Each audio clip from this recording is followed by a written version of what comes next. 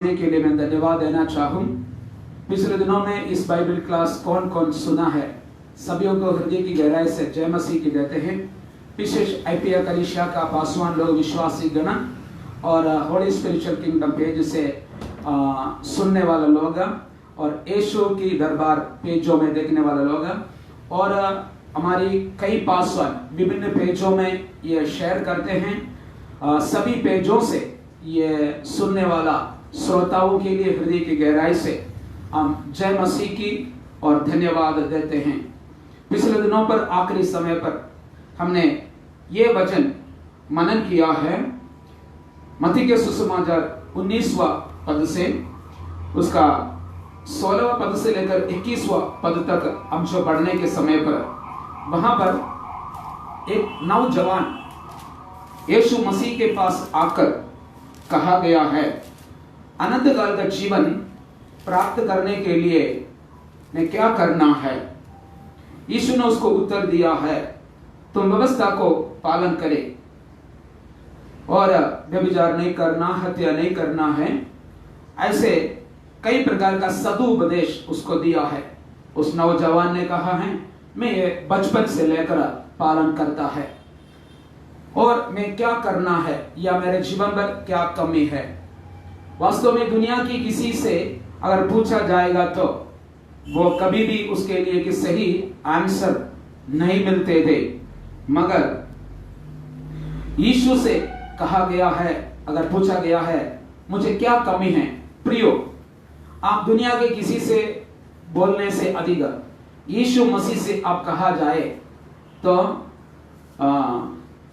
आपकी कमी के सही तरीका से प्रकट करके देगा। यीशु वफादार है क्योंकि आपको पापों को जीवन से हटाने के लिए है। यीशु मसीह इस दुनिया पर आया है।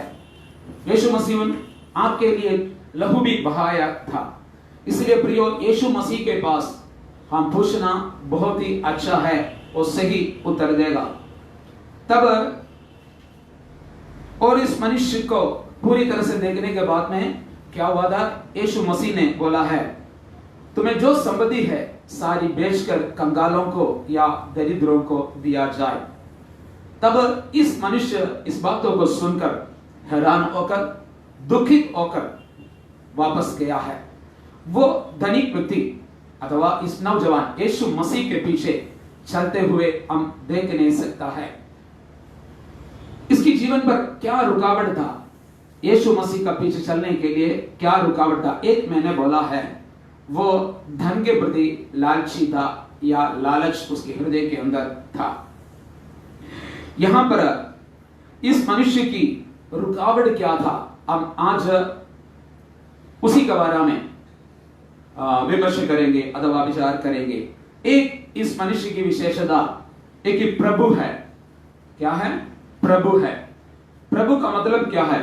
समूह में स्थान मान अथवा स्थान सम्मान मिलने वाला लोग, उसको कहते हैं प्रभु। दूसरा इस व्यक्ति हम जैसे पहले बताया वैसे ही धनवान था। कौन है धनवान?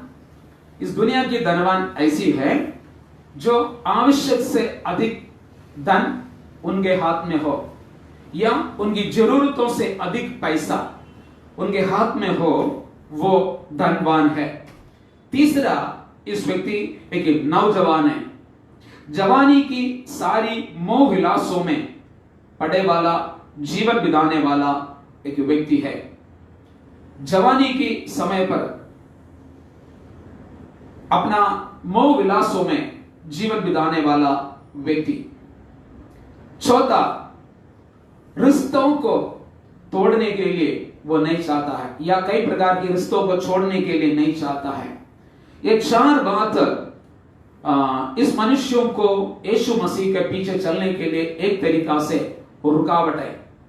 कई नौजवानों को मैं कहते हैं केवल इस बाइबल को दिखने वाले व्यक्ति के बारे में नहीं, साधारण इस दुनिया में जीवन बिताने वाला हर एक व्यक्ति के जीवन में भी इस प्रकार की समस्या हम देख सकता है। प्रभु है तो उसको अपना समाज में, समूह में जो स्थान मान सम्मान लोगों का आदर जो मिलते हैं वो छोड़कर मसीह के पीछे चलने के लिए कई लोग तैयार नहीं हैं। दूसरी धन समृद्धि, शायद अपना माता पिता की धन समृद्धि मिलने सोचकर अथवा जो हिस्सा अपना घरों में से मिलने के लिए रह गया है वो नहीं मिलेंगे सोचकर, अथवा ये सब बातों को मुझे त्यागना पड़ेंगे ये सोचकर यीशु मसीह के पीछे चलने के लिए एक तरीका से रुकावट बन जाता है। तीसरा, जवानी की समय। कई लोग से मैंने बात करने के समय पर बताया या सुसमाचार बांटने के समय पर उस व्यक्ति ने हमसे कहा, पास्टर जी मैं तो बचपन हूं या नौजवान हूं, अभी इस तरीका का ये आत्मीय बातें के पीछे चलना, हम दुनिया को छककर अभी देखा नहीं, हमें बहुत कुछ इस दुनिया से अनुभव करना है, अगर मसीह के पीछे चलेगा तो हमें तो कुछ खुशी दुनिया का पा नहीं सकता है। ऐसे बोलने वाला कई लोग, मैं थोड़ा 55 साल के बाद में यीशु मसीह के पीछे चलने के लिए तैयार हूं, मगर जवानी के समय पर उसकी मजा हमें लेने की जरूरत है, ऐसे कहते हुए कई लोगों को मैं देखा है। अगली बात, अपनी रिश्तों को छोड़ने के लिए अथवा बंधु मित्रादियों की मध्य में जीवन बिता रहा है, माता पिता भाई बहनें इत्यादि संपर्कों को अथवा रिश्तों को तोड़ना पड़ते हैं मसीह के पीछे चलने के लिए, वो एक गलत भावना है। कई लोग ऐसे सोचते हैं कि सारी रिश्तों को तोड़ेगा तो ही मसीह के पीछे चल पाएगा। बाइबल ऐसे प्रशिक्षण नहीं दे रहा है या सिखाता नहीं है। हमें मसीह के साथ एक अच्छा संपर्क रखना आवश्य है, मगर यीशु मसीह के पीछे चलने के लिए अब जो बताया वाला कोई भी बात एक रुकावट के रूप में हमारे जीवन भर नहीं होना चाहिए। एक स्थान मान सम्मान यीशु मसीह के पीछे चलने के लिए एक बाधाएं ना हो। दूसरी, धन समृद्धि यीशु मसीह के पीछे चलने के लिए एक तरीका से रुकावट ना हो। तीसरा, जवान के समय पर जवानी पर मसीह के पीछे चलने के लिए सबोपदेश का पुस्तक में सुलेमान जो कहते हैं उसकी 11वां अध्याय का आखिरी पदों में ऐसे लिखा गया है भाइयों अथवा जवानियों, तुम्हारा जवानी के समय पर अपना मनमर्जी से चलते रहे, पर आखिरी समय पर तुम्हें वो परमेश्वर की न्यायासन की ओर ले चलेंगे या लेके चलेंगे। इसलिए हम सभी परमेश्वर की न्यायासन का अथवा सिंहासन का सामने जाने वाला एक समय आ जाएगा। इसलिए प्रियो, हमारे जीवन पर यीशु मसीह के पीछे चलने के लिए हमारा समाज, रिश्तेदार, जवानी की अनुभव, धन समृद्धि, स्थान मान कोई भी रुकावट ना बने। अगली बात, जो छोड़ना है वो छोड़कर यीशु मसीह के पीछे चलना अवश्य है। जो बात हमारा जीवन पर छोड़ना है, इसलिए यीशु मसीह के जो पीछे चलने के लिए कोई भी बाधाएं ना हो। इसलिए यीशु ने कहा है, यदि कोई मेरे पीछे चलने के लिए चाहता तो अपने आप को इंकार करते हुए क्रूस उठाकर यीशु मसीह का पीछे चले। और एक बार मैं कहूंगा, यदि कोई मेरे पीछे चलना है तो अपने आप को इंकार करना है और अपना क्रूस उठाकर यीशु मसीह का पीछे चले। इस वचनों पर एक विशेष है, हमारा विचारधारा स्वर्ग राज्य की ओर चलने की बात है अथवा परमेश्वर के राज्यों में आनंद काल का जीवन में, ये दोनों बात याद रखना है। यीशु मसीह ने वहां पे क्या कहा था, वहां पर कई लोग क्रूस उठाकर यीशु मसीह के पीछे चलने के लिए चाहता है। कुछ लोग यीशु मसीह के पीछे चलने के लिए चाहता है मगर क्रूस उठाने के लिए नहीं चाहता है। कुछ लोग क्रूस उठाकर यीशु मसीह के पीछे चलने के लिए चाहता है मगर एक गड़बड़ी उनकी भी जीवन में है, अपने आप को त्यागने के लिए नहीं चाहता है। वो त्यागना, क्या त्यागना है वहां पर? वही है एक स्वयं।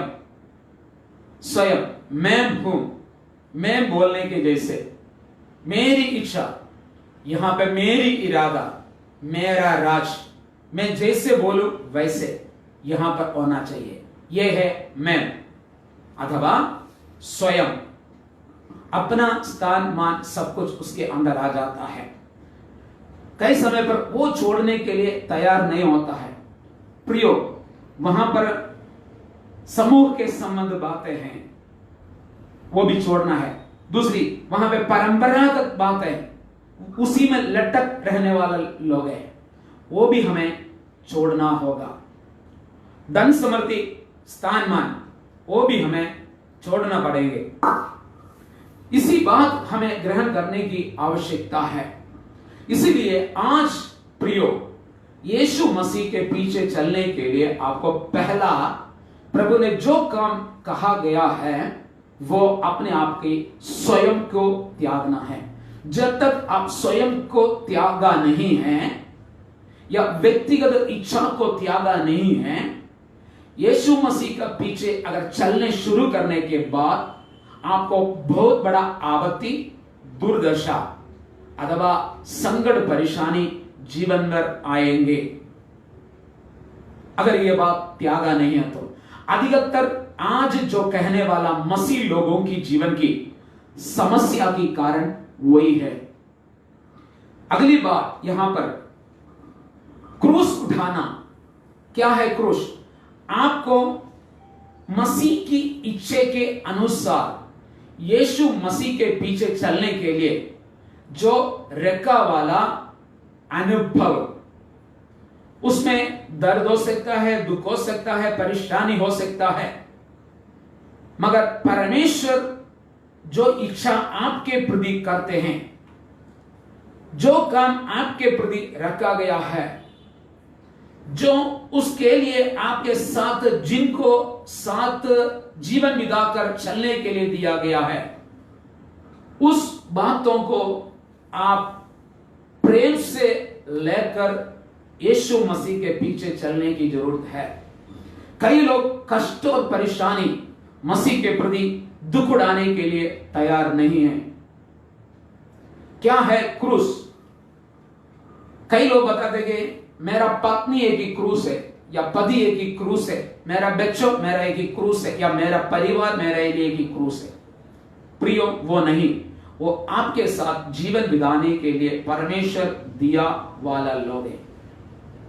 वो हमेशा आपके जीवन पर अगर एक रुकावट के रूप में है तो भी समझ लो। जो कई बच्चे लोग ऐसे कहा गया है, मेरा पिता शराब पीते हैं, अगर इस मेरी पिता की शराब पीना बंद हो गया तो मैं अच्छी तरह से मसीह जीवन बिता सकता था। ये पिता इतना घर पे शराब पीकर झगड़े करते हैं, इसलिए मेरे को एक पवित्र जीवन बिता नहीं पाते हैं।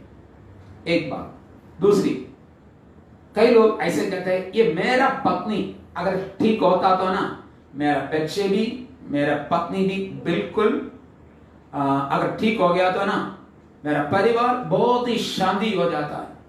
कई पत्नी भी वैसे बोलते हैं, अगर इस पति अगर सही तरीका से मुझे प्रेम किया होता, ये शराब पीना बंद किया होता, या ये ताश चलाना या कई रीति से पैसा गलत रीति से खर्च करते हैं और दूसरों से उधार लेते हैं और झगड़ा करते हैं, अगर इस काम बंद किया होता, मेरा आत्मीय जीवन ठीक होता है। इसलिए मेरे लिए क्रूस है, ऐसे कहने वाले लोग हैं। नहीं प्रियो, शराब पीने वाला पिता को प्रभु आपके सामने रखा गया है। क्यों? अगर ऐसा एक पिता आपको नहीं है तो आप कभी भी सुधरने वाला नहीं है। अगर ऐसा की पत्नी को प्रभु ने आपको नहीं दिया होता तो आप कभी भी जीवन भर आगे बढ़ नहीं सकता था। अगर इस प्रकार का परेशान करने वाला दो बच्चे अगर नहीं होता तो आप कभी भी सुधरने वाला नहीं था। इसी रीति से आपको उस बच्चों के मध्य में आपकी पत्नियों को मध्य में, आपके पतियों को मध्य में, आपके माता पिता के मध्य में रखाकर आपकी जीवन को बदलने के लिए प्रभु चाहता है। इसलिए ऐसा पत्नी को दिया, पति को दिया है, माता पिता को दिया, बच्चे को दिया, समाज को दिया, कंपनी सुपरवाइजर को दिया है। इसलिए आपको परमेश्वर को धन्यवाद करना है, क्योंकि उनके मध्य में आपके जीवन को रूपांतर करने के लिए प्रभु रखा गया है। उन लोगों को प्रभु ने उनका मध्य में आपको जीवन को बदल रहा है। शायद उन लोगों को नहीं बदलते हैं, मगर उनके मध्य में आपकी जीवन को प्रभु बदलने के लिए चाहते हैं। इसलिए कितने लोग इस बातों को ग्रहण करते हुए आप परमेश्वर को धन्यवाद करें। यहां पर आपकी सहनशीलता, यहां पर आपके स्वयं को परमेश्वर तोड़ देंगे। इसलिए प्रभु ने बोला है, पहले आपको स्वयं का त्याग कर मेरा पीछे चलो। अपना क्रूस इसीलिए रखा गया है। दूसरा, यीशु मसीह के पीछे चलने के कारण जो भी दुख को आपको सहना है, वो आपके लिए एक क्रूस है।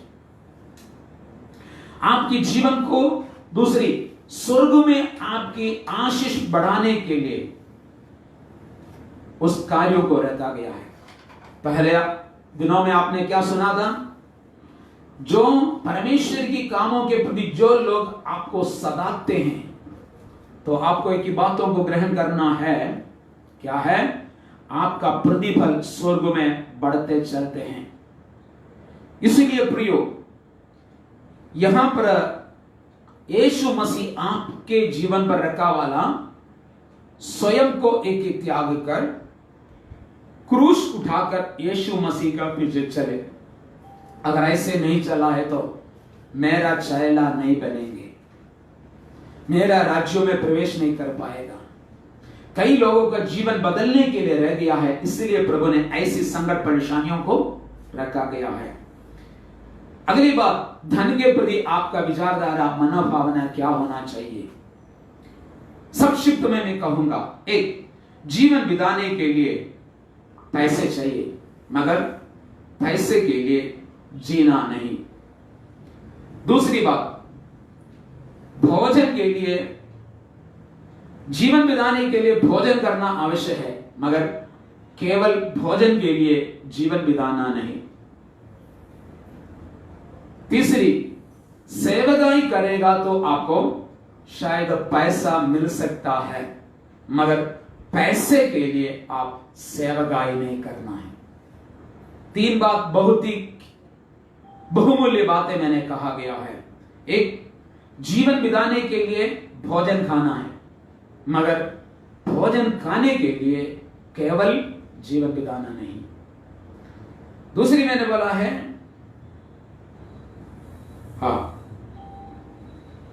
जीवन बिताने के लिए पैसे चाहिए थे, मगर केवल पैसे के लिए जीवन नहीं बिताना है।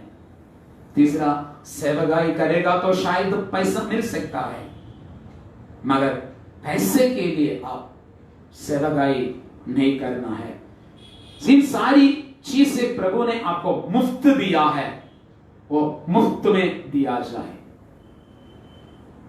सेवकाई के लिए भेजने के समय पर प्रभु ने यही बोला है, तो मेरे साथ बैठने के लिए और प्रचार करने के लिए, बेचने के लिए और दुष्टात्मा के ऊपर अधिकार होने के लिए मैंने जो कुछ परमेश्वर के राज्य को प्रचार करो और उसकी बीमारों को चंगा करे। और कहा गया है, जो तुम्हें मुफ्त में मिला है तो मुफ्त में दिया जाए, जो फ्री से मिला है वो फ्री से दिया जाए। इसलिए प्रियो, यीशु मसीह के पीछे चलने के लिए कोई भी बाधाएं ना हो, सबको आपके जीवन से निकालना है। और प्रभु ने जो कुछ करता है उस बातों को ग्रहण करके उसको पीछे चलना आवश्यक है। अब अगली बात, ये इतनी बात यीशु मसीह ने जीवन बिताते हुए कहा। 3.5 साल की सेवकाई में पूरे यीशु मसीह स्वर्ग राज्य के बारे में और अनंत काल का जीवन के बारे में बातें किया है। अब हम देखें प्रेरितों का पत्री, पहले अध्याय का पहले से लेकर 3 पद तक। प्रेरितों का पत्री पहला अध्याय पहला पदों से लेकर 3 पद तक पढ़े। हे थियोफिलुस, मैंने पहली पुस्तक उन सब बातों के विषय में लिखी जो यीशु आरंभ से करता और सिखाता रहा, उस दिन तक जब तक वह उन प्रेरितों को जिन्हें उसे चुना था पवित्र आत्मा के द्वारा आज्ञा देकर ऊपर उठाया ना गया। उसने दुख उठाने के बाद बहुत से पक्के प्रमाणों से अपने आप को उन्हें जीवित दिखाया और 40 दिन तक वह उन्हें दिखाई देता रहा और परमेश्वर के राज्य की बातें करता रहा। बस यहाँ पर आपने क्या सुना है? मैं कहूंगा दूसरी पदों में ऐसे लिखा गया है, यीशु मसीह ने मरे हुओं से जी उठने के बाद 40 दिन यीशु ने धरती पर रहकर अपने चेलों से फिर से स्वर्ग राज्य के बारे में प्रचार करते रहा। क्या सुना था? इब्रानियों का किताब पहला अध्याय का पहला पदों से हम शुरू होने के समय पर परमेश्वर पहले भाग भाग से हमारी पूर्वजों से या बाप दादाओं से बुजुर्गों से भविष्यवक्ता के द्वारा बातचीत करने के बाद ये अंधकाल का समय पर पुत्र के द्वारा बातचीत किया है। अब पुत्र के समय में भी बीतने के बाद अब पुत्र 3.5 साल धरती पर रहकर यही बात कहते हुए अपना सेवकाई यहां पर जीवन बिताते हुए कदम करके मरकर जी उड़ने के बाद में भी यीशु मसीह स्वर्ग राज्य के बारे में प्रचार किया। और दूसरा वचन केवल शशि जी फिर से पढ़े। उस दिन तक जब तक वह उन प्रेरितों को जिन्हें उसने चुना था पवित्र आत्मा के द्वारा आज्ञा देकर ऊपर उठाया ना गया। ऊपर उठाया या उठाने के समय तक क्या है, बड़ी दृष्टांतों के साथ उसको स्वर्ग राज्य के बारे में बातचीत करता रहा। वो कष्ट अनुभव करते हुए 40 दिन उन लोगों को प्रतीक्षा होते रहा और स्वर्ग के राज्य के बारे में उसको समझाते रहा। अब इसकी गंभीरता यहां पे हमें समझ सकता है। प्रियो, अब एक सप्ताह कलीसिया के अंदर स्वर्ग राज्य के बारे में प्रचार करेगा तो फिर अगले सप्ताह और कोई विषय प्रचार करते हैं, क्योंकि हम थक जाएगा, सुनने वाला भी थक जाएगा। अब मेरे ख्याल से 7वां दिन आपने इस बातों को सुन रहा है, मगर अभी तक ये खत्म नहीं हुआ है। मैं जल्दी कोशिश करता हूं ये खत्म करने के लिए, मगर अभी 10 दिन के अंदर खत्म होगा पता नहीं, और भी कई बातें रह गया है। प्रियो, यीशु मसीह 3.5 साल प्रचार करके खत्म नहीं हुआ तो अगर मैं कहां से या 10 दिन से खत्म कर पाऊंगा? ये सोचने वाली बात है, मगर आपको मैं परेशान करने के लिए नहीं चाहता है। मैं जल्दी आगे बढ़ूंगा। अब आगे देखिए, अब हमने स्वर्ग राज्य के लिए हमारा चुनावट अथवा हमें चुना गया है, उसकी विशेषता या हमारा चुनाव की विशेषता कहां के लिए? स्वर्ग राज्य के लिए हमें चुनाया गया है। वो चुनाव की विशेषताएं आज रात को मैं आपके सामने बताने के लिए चाहते हैं। एक दिन हमारे प्रधान शैला अथवा पत्रोस भाई ने या पत्रोस पास्टर ने यीशु मसीह के पास आकर एक सवाल पूछा है। मरकुस का पुस्तक उसका 10वां अध्याय का 28 से लेकर 31 तक पढ़ी। पतरस उससे कहने लगा, देख, हम तो सब कुछ छोड़कर तेरे पीछे हो लिए हैं। यीशु ने कहा, मैं तुमसे सच कहता हूँ कि ऐसा कोई नहीं जिसने मेरे और सुसमाचार के लिए घर या भाइयों या बहनों या माता या पिता या बाल बच्चे या खेतों को छोड़ दिया है। बस यहाँ पे पत्रोस ने एक सवाल पूछा है। क्या सवाल था? यही था, हम सभी, एक नहीं, केवल मैं नहीं, वहां पे हम लिखा है, हम सब कुछ छोड़कर तेरे पीछे चला गया है, ऐसे बोलकर शुरू की, ऐसे लिखा है, ऐसे बोलकर शुरू की। वास्तव में मैं एक सवाल पूछूं, ऐसे नहीं पूछा, ऐसे नहीं बोला, मगर एक सवाल है, अथवा उसके अंदर से एक उत्तर उन्होंने प्रतीक्षा की है। हम भी ऐसे ही है, कई समय पर सवाल पूछने के लिए है, मगर वो छुपाकर हमने ऐसे ऐसे किया है, बड़ी ईमानदारी से हम कहने वाला लोग हैं। शायद हमारी बड़े अगुओं से या हमारी घर पे पिताओं से, अगर आप बच्चे हैं तो पिताओं से, हे पिता मैं एक सवाल पूछूं, ऐसे नहीं पूछूंगा, बोले ऐसे बोलेगा नहीं, मगर क्या है, मैंने ऐसे किया था, आपने मेरे लिए कुछ नहीं किया है अभी तक, मैं परेशान में हूं। या शादी किया वाले लोग है तो बोला मेरा पत्नी अभी बच्चे बीमार में है, उनको एक ही घर बनाने के लिए चाहता थे, उनके घर पे से बोल रहा है, इनके घर पे से बोला। कहने का मतलब क्या था, हाँ अभी तक हम आपके पीछे चला है, मगर आपने क्या दी?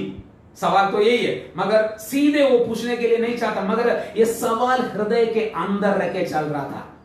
प्रियो, ऐसे आज रात को भी कई सवाल अंदर रखकर जीवन बिताने वाला, सेवकाई करने वाला कई लोग हमारी चारों ओर है, या मेरे सुनने वाला कई लोग हैं, कई विश्वासी गण ऐसे सवालों हृदय के अंदर रखा कर चलने वाले लोग हैं। मगर आपके हृदय के अंदर क्या भावना, क्या विचारधारा जो चल रहा है, वो परमेश्वर को जानता है। मगर परमेश्वर भी अथवा यीशु मसीह भी ये चाहते हैं, आपके अंदर से जो सवाल बिना पूछे अंदर रख के जो चल रहा, वो उसको बाहर लाने के लिए चाहते हैं। अब देखो, उसके लिए प्रभु ने क्या किया, एक ही परिस्थिति को लेकर आया है। वो परिस्थिति है, पहले हमने जो बताया वाला, एक नौजवान यीशु मसीह के पास आकर पूछा गया है, प्रभु आनंद काल का जीवन प्राप्त करने के लिए मैं क्या करना है? ये 10वां अध्याय का पहले हम देखने के समय पर यही अनुभव वहां पर हम उस पर देख सकता है। 17वां पदों से लेकर पढ़ने के समय, पढ़ना नहीं मगर वहां पर आपको देख सकता है, 17 से लेकर 22 तक। ये सवाल आने के कारण पता है, मैं बताऊंगा। पत्रुस को यीशु मसीह ने चुनने के समय पर वो कहां था? रात भर जाल डालने के लिए गलीली समुद्र में प्रयत्न किया, मगर एक रात खड़ा परिश्रम करने के बाद में भी कुछ भी नहीं पकड़ा, कुछ भी नहीं मिला। यीशु मसीह ने भोर के सवेरे उन लोगों के पास आया है, वो जाल धो रहा था। यीशु ने उसके नाव में प्रवेश करने के लिए अनुमति लेकर 15-20 मिनट तक अथवा उनको जो प्रचार करना था उस पर नाव को इस्तेमाल किया है। फिर बोला है गहराई में जाल डाले या दाई तरफ से जाल डाले, वहां पर जाल डाला है। अभी तक उस गलीली समुद्र के अंदर से जो मछलियां नहीं पकड़ा, उसके बढ़कर बड़े की झुंड मछलियों को उसी दिन पकड़ाया है, जाल फटने तक, मगर फटा नहीं। केवल उसी की नाव नहीं, और याकूब और यूहन्ना का नाव भी भरने तक मछलियां उस दिन पकड़ा। उस दिन यीशु ने बोला है, बेटा अब तुम मछलियों को पकड़ने वाला नहीं रहेगा, मगर मनुष्यों को पकड़ने वाला होगा। पतरस को बहुत खुशी हो गया, क्योंकि अभी तक उनके जीवन भर इतना मच्छी नहीं पकड़ा, मगर इस व्यक्ति के साथ मिलकर काम करेगा तो बहुत लाभ मिल सकता है, बहुत धन मिल सकता है। इस समुद्र के सारे धन मेरे हाथ में शायद आ सकता है। इनके साथ व्यवसाय करना, डीलिंग करना, ये मेरे लाइफ के लिए, मेरा परिवार के लिए बहुत अच्छा होंगे। शायद पतरस ने सोचा। इस विचारधारा रखाकर यीशु मसीह के पीछे चलने लगा। अब क्या हो गया? शायद 2 साल 2.5 साल हो चुका है, मगर क्या नहीं हुआ। उसी दिन पकड़ाया, उसके बाद में कभी ऐसे में किसी को नहीं पकड़ाया। सारी व्यवसाय काटा में गया। अब पतरस का पत्नी है, विश्वास करता हूं क्योंकि सास के बारे में लिखा है, इसीलिए सास मां के बारे में लिखा गया है। वो बुखार पकड़कर एक दिन घर पे पड़ा था, इसीलिए पत्नी हो सकता है, बच्चे हो सकता है। मैं अभी के वातावरण के अनुसार या अभी के समय के अनुसार बच्चे को स्कूल में भेजना है, ट्यूशन का फीस भरना है, नेट का पैसा भरना है, फोन बिल भरना है, बिजली का पैसा जमा करना पड़ता है, गाड़ी के पेट्रोल खरीदना है, बहुत कुछ समस्या है, मगर आमदनी हाथ में नहीं। यीशु मसीह के साथ आया है, घर का कमाई लॉकडाउन हो गया। आजकल हम लॉकडाउन में हैं।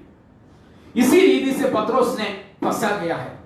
अब उसी समय से लेकर हृदय के अंदर यह सवाल आया है, हमने सब कुछ छोड़ दी, मगर हमें क्या मिलेगा? प्रियो, सेवकाई में उतरने के बाद बहुत कुछ दर्शन पाते हुए, अथवा बहुत कुछ पास्टरों ने स्कूटर खरीदा है, बाइक खरीदा है, बड़े बंगला खरीदा है या कार खरीदा है, प्लॉट ले लिया, मकान बना दिया है, स्कूल चला रहा है, वो कर रहा है, ये कर रहा है, देखे वो मसीह की सेवकाई बहुत अच्छा है, प्रभु ने हमें को भी चुना है। ऐसे सोचकर यीशु मसीह के पीछे निकला वाला लोग आज एक सवाल के सामने आया है, हम सब बातें छोड़कर तेरे पीछे चला है, हमें क्या मिलेगा? प्रियो, यीशु मसीह ने आपके हृदय के अंदर रहने वाला सवाल को जानता है। वो बाहर आने के लिए एक ही परिस्थिति प्रभु ने आपके चारों ओर लेकर आया है। इस दिनों में भी, ये लॉकडाउन पीरियड में कई प्रकार का सवाल आपके हृदय के अंदर है। इतना प्रार्थना किया है, मगर इस कोरोना क्यों नहीं जा रहा है? इतना लोग प्रार्थना किया है, फिर शायद इस मसीह पीड़ा क्यों खत्म नहीं हो रहा है? इतना प्रार्थना किया है, अभी भी कलीसिया के अंदर विश्वासी गण नहीं आ रहा है। प्रियो, यह सवाल जो हृदय के अंदर रह रहा है, वो बाहर आने के लिए मैं बताना चाहता हूं। यह सवाल पूछने के समय पर एक बात याद रखना है, एक घमंड का सवाल है। सब कुछ छोड़ दिया। क्या छोड़ दिया? एक फट्टे वाला जाल, एक पुराना वाला नाव, बदबू का मछुआरा का कपड़ा। समूह में क्या स्थानमान था? एक मछुआरा का समूह में क्या स्थानमान है? कितना पढ़ाई लिखा है? कुछ भी बोलने के लिए नहीं था, मगर हमारा चुनाव परमेश्वर की अपरंपार दया से है।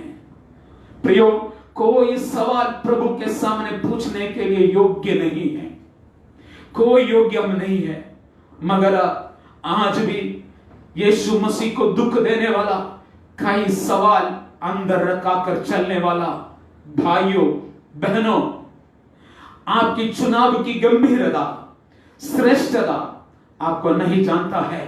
यह सवाल पूछने के लिए आप कोई भी योग्य नहीं है।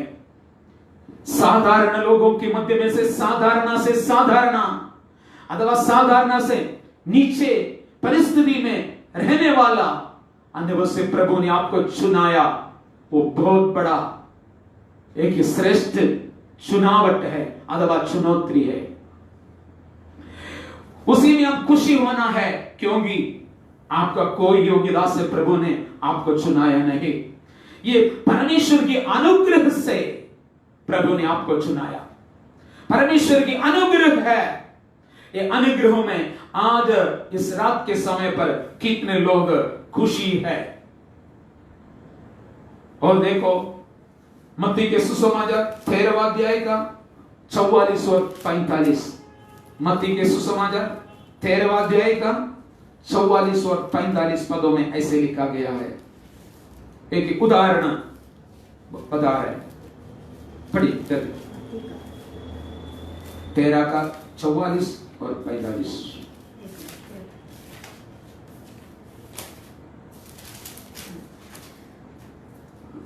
स्वर्ग का राज्य खेत में छिपे हुए धन के समान है। स्वर्ग का राज्य खेत में छुपे वाला धन के समान है, जिसे किसी मनुष्य ने पाया, किसी मनुष्य ने उसी को पाया और छिपा दिया, और छिपा लिया, और मारे आनंद के जाकर अपना सब कुछ बेच दिया, अपना सब कुछ बेच दिया, और उस खेत को मोल ले लिया। वो खेत को मोल लिया है। यहां पर यीशु मसीह ने स्वर्ग का राज्य के बारे में बहुत कुछ उदाहरण दिया है। सबसे ज्यादा उदाहरण मत्ती के सुसमाचार इस 13वां अध्यायों में हम देख सकता है। उसी के अंदर बहुत कुछ स्वर्ग राज्य के बारे में उपमा जो बताया गया है या उदाहरण। यहां पे बीज बोने वाले के बारे में बताया गया है, और राई का दाना या सरसों की दाना के बारे में उदाहरण बताया है, खमीर के बारे में उदाहरण बताया है, खेत में छुपे वाला धन समृद्धि के बारे में, और अच्छे व्यापारी के बारे में, और सारी रीति का या सारी विभिन्न रीति का मच्छियों का पकड़ने वाला जाल के बारे में बताया गया है।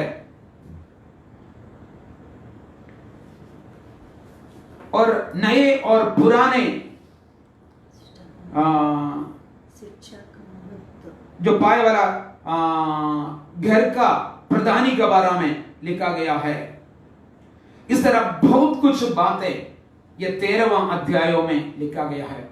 एक एक बातों को मैंने आगे दिनों पर लेकर आएंगे। यहां पर क्या पढ़ा है, एक व्यक्ति ने जाकर एक खेत में, पढ़ी फिर से, एक व्यापारी ने, स्वर्ग का राज्य खेत में छिपे हुए धन के समान है। खेत में छिपे वाला धन के समान है, वो जिसे किसी मनुष्य ने पाया, किसी मनुष्य ने पाया और छिपा दिया, और मारे आनंद के जाकर अपना सब कुछ बेच दिया, और उस खेत को मोल ले लिया। यहाँ पे देखो, उस व्यक्ति ने, एक व्यापारी है यहाँ पे, उस व्यापारी ने अपना व्यवसाय करते जीवन बिता रहा था। तब एक ये मोतियों को खरीदने वाला ऐसे एक व्यक्ति है। ऊपर 44 भादों में एक खेती करने वाला व्यक्ति है, तो उसकी 45 और 46 में व्यापारी का बारे में लिखा गया है। ये दोनों एक ही रूप से लिखा गया है। यहां पर पहले खेत के बारे में देखो, वहां पे एक ही धन उस खेत में एक मनुष्य देखा। देखने के बाद में क्या किया है, बहुत खुशी होकर वो उनके पास जो संपत्ति था, उनके पास कुछ था, उन्होंने क्या किया है, बहुत कुछ बड़ा एक धन उस खेत के अंदर छुपे वाला धन समृद्धि को वो देखने के समय पर अपने हाथ में जो कुछ था उन्होंने क्या किया, बेच दिया। पहले देखने के बाद में वो क्या किया था, छिपा लिया, क्योंकि और दूसरा ना देखे। इसका मतलब उसकी कीमत वो मनुष्य समझ लिया है, उसकी श्रेष्ठता उन्होंने समझ लिया है। इसलिए वो दूसरा लोग अपना वश में लेने के पहले वो छुपा दिया, क्योंकि उनके हृदय के अंदर ये इच्छा था, वो मुझे लेना है, वो मुझे पाना है, क्योंकि इतना श्रेष्ठ और कहीं भी मुझे नहीं मिलेगा। कोई खेत में ऐसे वाला धन समृद्धि नहीं मिल पाएगा। मेरे जीवन भर में मेहनत करे, मेरे जीवन भर में खेती करे, इतना आशीष वाला एक धन समृद्धि वहां और कहीं से नहीं मिलेंगे, या अनमोल हीरा उस खेती में छुपे थे या मिट्टी के अंदर छुपे थे। इसलिए क्या किया था, वो देखा था, इसलिए उन्होंने छुपा कर रखे। जाकर अपना संपत्ति को बेचकर उन्होंने आकर क्या किया है, उस खेत को खरीद लिया है। प्रियो, स्वर्ग राज्य इतना श्रेष्ठ है, इसलिए एक बार सुसमाचार सुनने के समय पर, दूसरे लोग अपना वश में ये लेने के समय पर, लेने के पहले, या अवसर दूसरे का वश में जाने के पहले, आप अपना वश में लेने के लिए, आपके लिए जो कुछ था, स्थान, मान, सम्मान या संपत्ति जो भी थे, वो सारी इस स्वर्ग राज्य में प्रवेश करने के लिए खर्च करके क्या करना है, उस अनमोल मोती को लेना है, खरीदना है। खरीदने का मतलब स्वर्ग राज्य कभी खरीद नहीं सकता है, उसके लिए खर्च करना है, वो अपना वश में पाना है। वश में पाने का रीति मैंने पहले दिनों में बताया है। प्रियो, प्रभु ये चाहता है, आज कितने लोग इस वचन को सुना है, सुन गए हैं, एक बार इसकी श्रेष्ठता को समझ ले। प्रियो, इतना श्रेष्ठ अनुभव, एक नौजवान यीशु मसीह के पास आया था, उसको यीशु मसीह के पीछे चल नहीं पाया है। आज मैं एक ही विषय बताया था, यहां पे मैं समाप्त करने के लिए चाहते हैं। प्रियो, यीशु मसीह मरने के बाद में भी, जी उड़ने के बाद 40 दिन तक स्वर्ग राज्य के बारे में प्रचार करता रहा। यीशु मसीह के हृदय के अंदर अपने चेलों को दृढ़ कराने के लिए और भी बहुत कुछ बात थे, उनको समझाने के लिए रह गया था। प्रियो, यीशु मसीह कितना हमें प्रेम किया है। मच्छी के बदबू निकलने वाला पतरस को, याकूब को, यूहन्ना को, कई चुंगी लेने वालों को, समूह इंकार किया वाले लोग, समूह के लोग चुंगी लेने वाले लोगों को भी बहुत ही बुरी नजर से देखते थे। ऐसे लोगों को यीशु मसीह ने अपना चेले होने के लिए सुन लिया है। प्रियो, आज आपने इस श्रेष्ठ अनुभव आपके दिया है, फिर भी आपके हृदय के अंदर कई प्रकार की सवाल है। मैंने सब कुछ त्याग लिया है, मैंने घर को छोड़ दिया, हमारी भाषा को छोड़ दिया है, हमारे समाज को छोड़ दिया है, मैंने बचपन से लेकर यीशु मसीह के पीछे चला है, मगर क्या मिला है? बहुत कुछ सताव मैंने अनुभव किया है, मगर मेरे क्या लाभ है? अभी लॉकडाउन हो गया है, कलीसिया चला नहीं पाया है, अब यीशु मसीह के पीछे चलने से क्या लाभ है? मैं मेरे बच्चों को कैसे पालन करूंगा? मेरे परिवार को मैं कैसे संभालूंगा? यीशु मसीह मेरे ऊपर क्यों दया नहीं किया है? प्रियो, कई सवाल आपके अंदर था, वो बाहर लाने के लिए प्रभु ने एक परिस्थिति आपके सामने लाया है, आपको छोड़ने के लिए नहीं। वहां पर यीशु ने बोला है, मेरे कारण माता, पिता, भाई, बहन, संपत्ति, जो कुछ मेरे प्रति त्यागा तो इस दुनिया में उपद्रव के साथ 100 गुना आपको मिलेगा और आनंद काल का जीवन भी मिलेंगे। इन सारी वस्तुएं 100 गुना आपको दे सकता है, साथ साथ आनंद काल का जीवन भी दे सकता है। प्रियो, यीशु मसीह ने बोला है, तुम्हारे लिए की प्रतिफल स्वर्ग में रखा गया है। एक बात तो प्रभु ने दृढ़ होकर कहा गया है, 100 गुना उपद्रव के साथ मिल सकता है। मगर अनंत काल का जीवन पक्के होकर यीशु मसीह ने बताया। अनंत काल के जीवन नहीं पाएंगे ऐसे कोई नहीं। बाकी के लिए यीशु मसीह गारंटी नहीं देगा, मगर अनंत काल के जीवन के लिए प्रभु गारंटी दे रहा है। प्रियो, ये साधारण बात नहीं है। अगर इस बात तो आपके हृदय के अंदर बैठेगा तो जीवन में कुछ भी आवे, आप प्रभु को नहीं छोड़ेंगे, नहीं छोड़ेंगे। आज आंखें बंद करें, एक बार हृदय खोलकर समर्पण करें, अपने मुंह से बोले, प्रभु लॉकडाउन नहीं, उसका बढ़कर कुछ भी जीवन में घटना घटी आएगा तो भी सचमुच इस प्रभु को मैं नहीं छोड़ूंगा, इस प्रभु को मैं नहीं छोड़ूंगा। मुझे अनंत काल का जीवन, स्वर्ग राज्य का वारिस बनना है। उसी के लिए मेरा शरीर, प्राण, आत्मा को मैं समर्पण कर देता हूं। कितने लोग प्रार्थना करेंगे? प्रार्थना करने के लिए सिरों को झुकाए। मेरी बातों से मैं विराम करने के लिए चाहता हूं।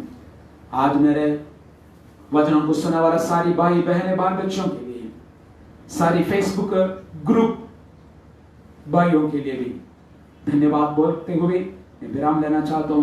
प्रभु इस वचनों के द्वारा आपको आशीष करे। आमीन।